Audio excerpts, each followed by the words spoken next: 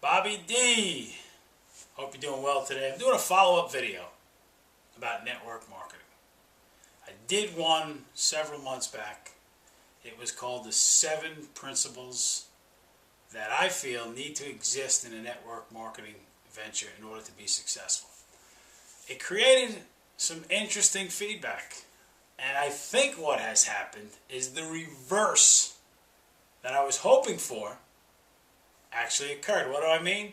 Well, I laid out 7 principles, and evidently it got around a little bit. I mean, it's by no means is it viral, maybe 100 views. And then maybe privately some others, at least on YouTube you could see 100 views. I'm sure it filtered through Facebook, so who knows if that is in the counting process. But it's generated some interest for other people to contact me and try to recruit me, lure me into their network marketing venture. Some of these guys, personal friends of mine, and I just want to hammer home a couple of things.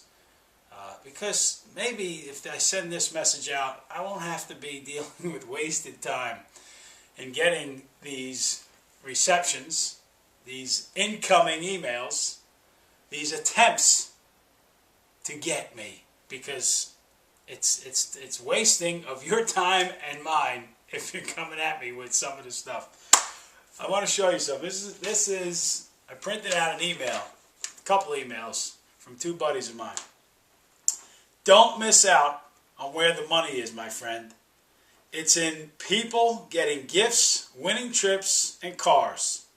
This is what's important in network marketing.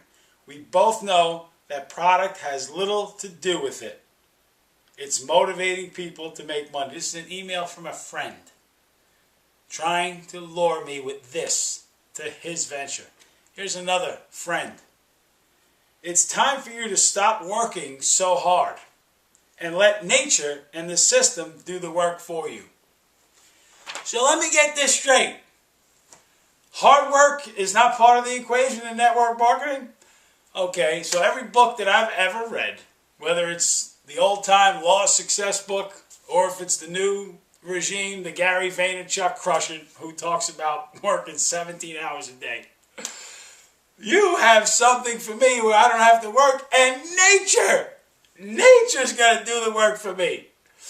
So I can let the squirrels and the trees and the clouds do all my work, and I can hang out on the hammock relaxing. What are we talking about? How do you think you can lure I ain't the sharpest tool in the shed. I totally agree that, I'm not a genius by no stretch. But how can you lure an even 1/10 intelligent human being into something with that pitch? And this is what I see all the time. I get a phone call from a stranger. Somebody who might have been in the company that I'm with now above me gave this guy my name and said, hey, this guy's a pretty decent dude. Get him. And this guy calls me, fast talking. Do you know, he said, he proceeds to explain to me that he's been in 15 different network marketing ventures, made 100 grand with that one and this one. And I'm on the phone saying, this is impressive to me. It's impressive to me that this guy has zero loyalty, that he's been in dozens of different things. So in other words, I'm supposed to join you in this new thing that you're in, lock arms with you, tell, this is it. I'm going to go tell everyone that I know, hey man, we can do this, and then in a year from now you're gone, your company's gone, and that's okay because the next one is the train that you jump on. Listen, I'm telling you, network marketing, the successes, and listen, I'm not a millionaire, not close. I'm a part-time, average Bob, as I like to say, network marketer. Okay, but I'm a loyal guy. My reputation is important to me from a business perspective, right? Now, my reputation is not great in some other areas. All right, that's just a joke. But seriously, do I want to be known as, oh, what's he doing now? What's this guy doing? And this guy is on the phone, like, freely offering me, I've been in this, that, and this one. You want to get in and you want to get out? Is that what network marketing is about? If you think that that's what it is, do us all a favor and stay out of the industry. Because it's people like you, and I don't mean you, you're watching it, but it's people like that, I should say, that destroy the industry name.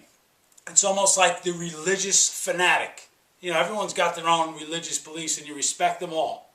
But it's the fanatics that go over the line. The ones that sit out, they're on the streets and handing you flyers saying that, you know, you're going to die if you don't do this. I mean, they give that specific religion a bad name. No different in the network marketing industry.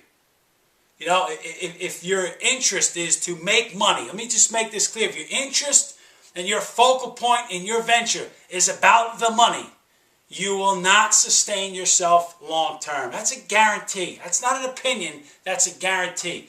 I remember getting exposed in the industry early with one of the greatest companies still around today. And I remember being in an office. I was a VP with this company. And, you know, I was young, 21 years old, up-and-coming guy, but by no means was I there. And there were two guys, one guy in the office and another guy in a different part of the group who were making $200 grand a year. That was big money back in the early 90s, right? And boy, but I didn't like them. I did something about their personality. They were egotistical, arrogant guys. You know, they didn't strike me as the model, the right fit for that company. And I remember people, you know, listen, but you had to respect them. They were doers. They were money makers.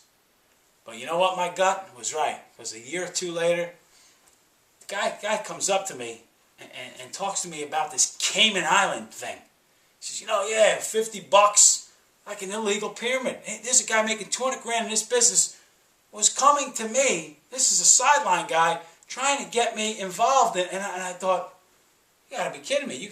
You're making this kind of money, maybe on the verge of double, triple that. You got tremendous products. Your people are...